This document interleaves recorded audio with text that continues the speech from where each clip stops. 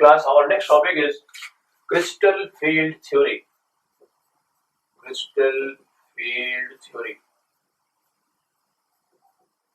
There are a lot of limitations in valence bond theory. To account for those limitations from valence bond theory, crystal field theory came into existence. What does it say? Class, listen very carefully. We all know that lone pairs are accepted by central metal atom in their vacant d subshells. We all know that d subshells are what? They contain orbitals, and orbitals, they are the electron clouds. And whenever a legend approaches a central metal atom, both legend as well as central metal atom both acts as point charges. So what happens? Since the legends have lot of electron density on them, therefore they want to donate their lone pair to central metal atom. Since they are having negative charges on them and these subshells are also negatively charged, so what happens? Repulsion takes place between them and reorganization of d orbitals takes place. Splitting of d orbitals takes place. How they are splitting, we are just going to see here. Central metal atom and legends both act as point charges. Therefore, when legend approaches CMA, splitting of d subshells takes place in two levels, T2G level and EG level. Class, remember these two, T2G level and EG level, those orbitals which are present in between the axis, they were called T2G level, and those orbitals which were present on the axis, they were called EG level. So the splitting of d orbitals or d subshells takes place in two levels, EG level and T2G level. So now class, now next we will be studying crystal field splitting in case of octahedral complex.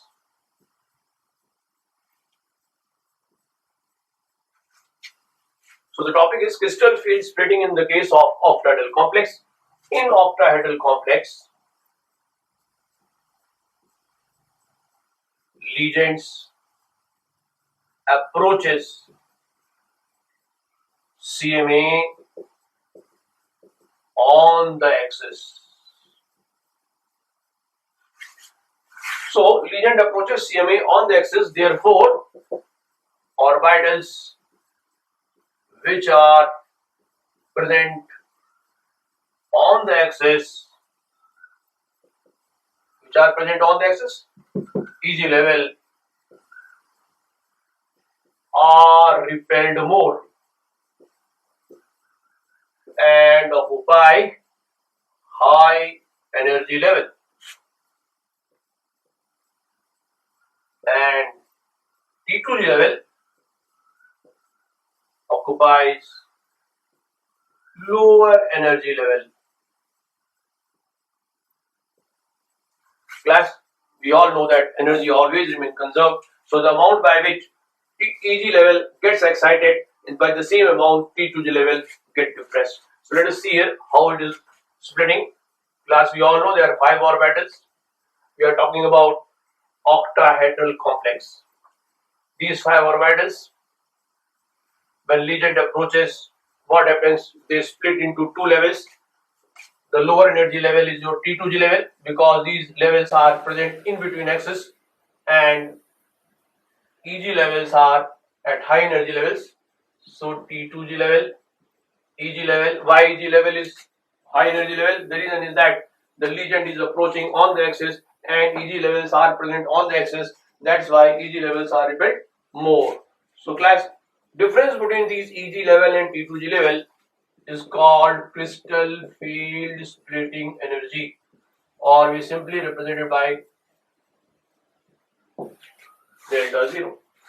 So I repeat again, During formation of octahedral complex, Legend approaches CMA on the axis. As a result, those orbitals which are present on the axis are repelled more, so they occupy high energy level, and the other T2G level occupies the lower energy level. And class, the energy difference between EG level and T2G level is called CFSE, crystal field splitting energy, and is noted by delta 0. Now class, in the next step, we are going to take example of D4 configuration in the case of octahedral complex. And this question is also asked during board examination. Explain filling of D4 means how many electrons are there? 4 electrons are there. Explain filling of D4 configuration as per crystal field theory, explaining magnetic nature. So explain filling of D4 configuration as per crystal field theory, and in due course also explain the magnetic nature.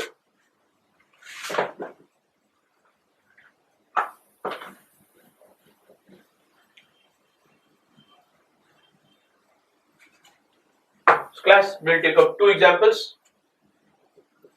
In case of weak field legend, when the legend is weak, and number two, in the case of strong field legend.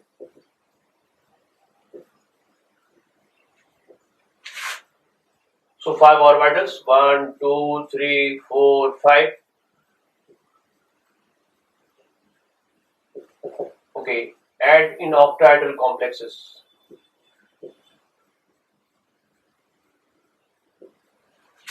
We will also take tetrahedral, but presently we are taking octahedral complexes. 1, 2, 3, this is your T2G level, this is your EG level. Since it's a weak field legend, CFSE is less. Let us first draw this also.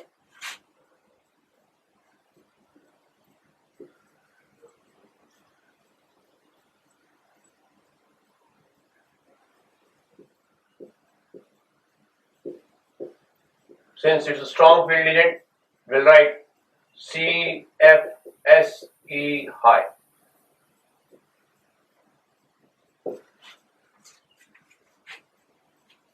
So class, let us fill 4 electrons here. 1, 2, 3, 4. Similarly, 1, 2, 3, 4. Class, we all know that electrons, whenever they are filled as per their increasing energy level, means low energy levels are filled first, followed by high energy levels. We have 4 electrons here, 1, 2, and 3. Now the 4th electron is option, either to pair up here or to move into the higher energy state. What we find? We find that CFSE is less, so the 4th electron has sufficient energy to move from T2G level to EG level. So class, if the CFSE is less, then what we find? We find that pairing is not taking place. We are getting maximum number of unpaired electrons. If maximum number of unpaired electrons will be there, it will always form high spin complex, because number of unpaired electrons are very high as compared to strong field. Let us see what is happening in the strong field. There are 4 electrons to be filled. 3 electrons are already filled. Now the 4th has 2 options, either to pair up or to go to the high energy level. What we find? CFSE is very, very high. And if CFSE is very, very high, the 4th electron will not have sufficient energy to move to the high energy level, so it will pair in the EG level. And if CFSE due to high, the electrons pair in the T2G level. So what do we find? We find that if you compare both, we find that in case number of unpaired electrons are less, if number of unpaired electrons are less, they will always form low spin complex. So class, one of the limitations of valence bond theory was that it takes into a lot of assumptions as far as strength of regions are concerned. Sometimes regions becomes weak, sometimes regions become strong, and valence bond theory was not able to explain But crystal field theory explains in a beautiful way. It simply says that weak field will create CFSE less, and the CFSE weak field means weak lesion. If CFSE is less, then the fourth electron will have sufficient energy to move from T2 level to EG level, giving you maximum number of unpaired electrons. If maximum number of unpaired electrons are there, they will always form high spin complex. But in the case of strong field legend, what do you find? We find that CFSE is very high. More stronger the legend is, more is the CFSE. So CFSE is very high. So the fourth electron will not have sufficient energy to move to high energy level. So it will simply get paired up at T2G level. Since number of unpaired electrons are getting less, so therefore it will always form low spin complex. So class, please remember, in the case of weak field legend, high spin complexes are formed. In the case of strong field legend, low spin complexes are formed. And class, with this, the limitation as far as strength of legends was beautifully explained by crystal field theory.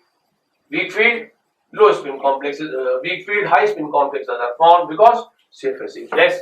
In strong field, CFSE is very high, so the electron will get paired up, giving you less number of electron, forming low spin complex. So that was the first limitation which was solved by crystal field theory. Now, crystal field splitting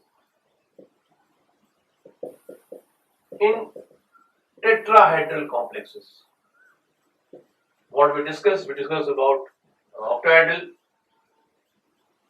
In tetrahedral complexes, legends approach CMA in between axes. Therefore, T2G levels are repelled more. So it is just reverse of octahedral complex. Class C here. 5 orbitals.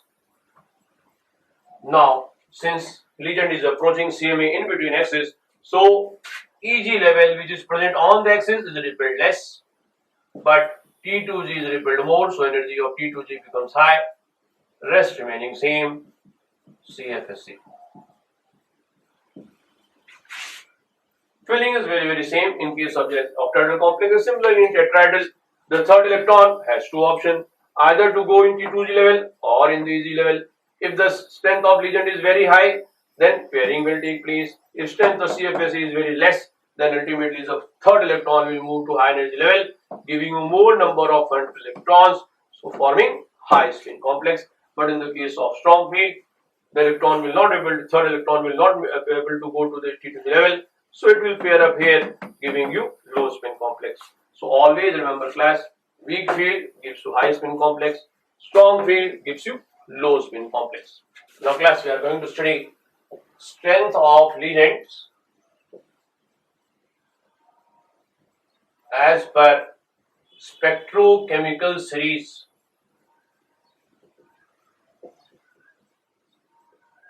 Strength of legends as per spectrochemical series, very important topic.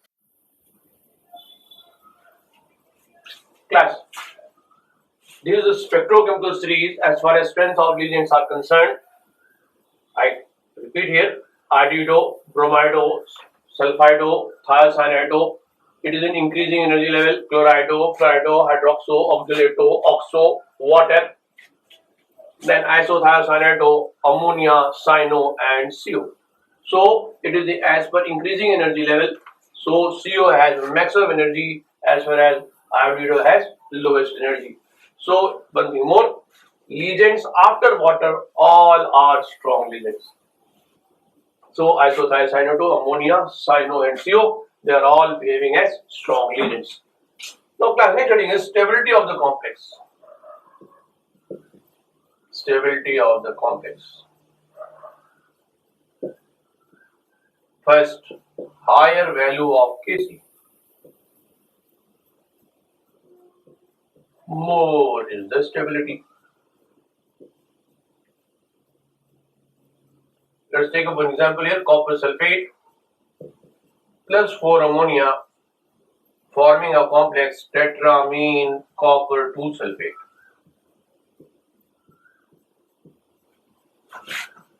Class, if I want to write Kc of this reaction, it gives me CuNH3 whole 4 SO4 upon copper sulfate and ammonia to the power 4 because it's a Loma expression. Class, and the value of Kc experimentally was found to be around approximately 10 to the power 12. So what does the high value of Kc denotes? The high value of Kc denotes that the reaction has moved in the forward direction to a great extent. Or we can simply say numerator is much greater than denominator. And if numerator is much greater than denominator, what is numerator? Numerator is byproduct. So the reaction has moved in the forward direction to the great extent, means forward direction reaction is happening to the more extent, backward is very less. So the product form is highly stable because backward reaction is very less. So class, you can very well say higher the value of Kc, more is the stability. Number 2, more stronger the ligand is, more stronger the ligand is, more is the stability. Again, let's take an example in class. FeH2O whole 6, 3 positive, Fe Sino whole 6, 3 but 3 negative. Class, if you find the oxidation state of iron in both the cases, it is +3. But water is a weak ligand and cyanide is a very strong ligand. So more the stronger the ligand is, more the stability. So class, Sino wala will be more stable as compared to water. Third, smaller the cation, more is the stability.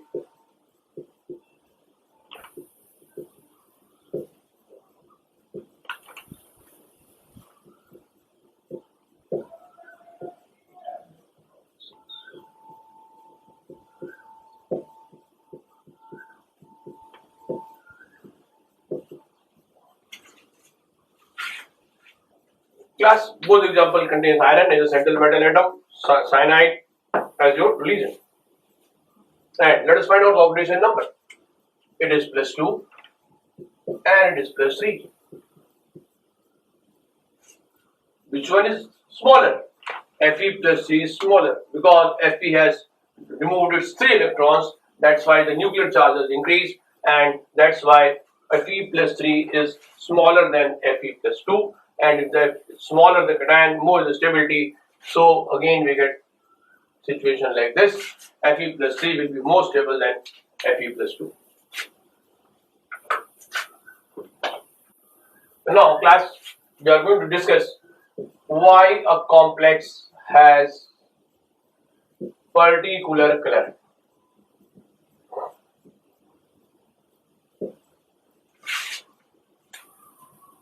That was the last thing, last limitation of valence bond theory. Why a complex has a particular color. Class, before you move to particular color, you should understand concept of complementary color.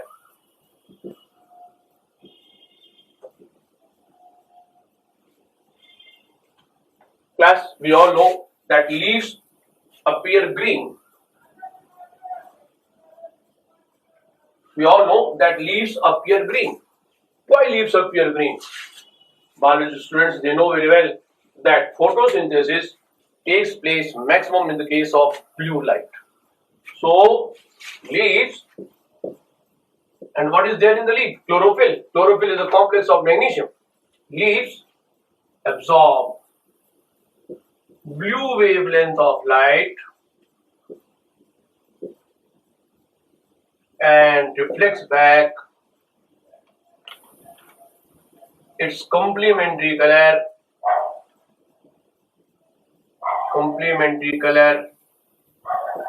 that is green. So class, leaves absorb blue color and reflect back its complementary color green. therefore leaves appear green.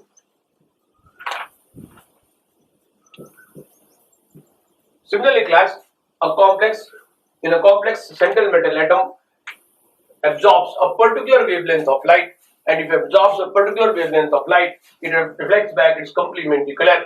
Therefore, since the absorption of color is particular, therefore reflection of color is also particular, and hence the complexes are having a particular color. Quite often a question is asked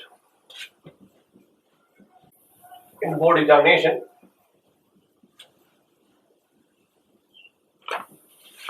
Question is why TiH2O whole 6 3 positive is purple in color. Why TiH2O 6 3 positive is purple in color. Class, let us find out its oxidation state. X 0 into 6 equal to plus 3. So X equal to plus 3. Class, titanium, we all know atomic number is 22. Valence shell configuration is 3d24s2 and 3 electrons have been removed. So class, we all know that 4s electrons are liberated first. So 2 from here and 1 from here. It gives you 3d1. So it has only 1 electron. Now see, as per crystal field theory, octahedral complex, T2G level here, EG level here, and the difference between these two levels is called crystal field splitting energy. Class, if you go through your NCERT, you will find that there are 5-6 examples over there. This example is one of them. What does it say? So it has only 1 electron here, so I am putting 1 electron here, and obviously it is going to occupy low energy state.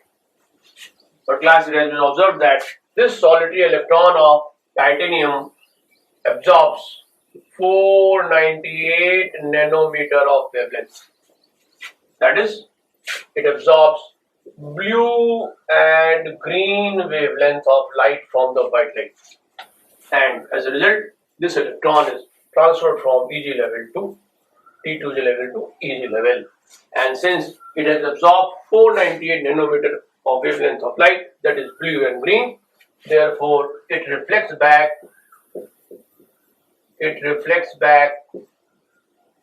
its complementary color,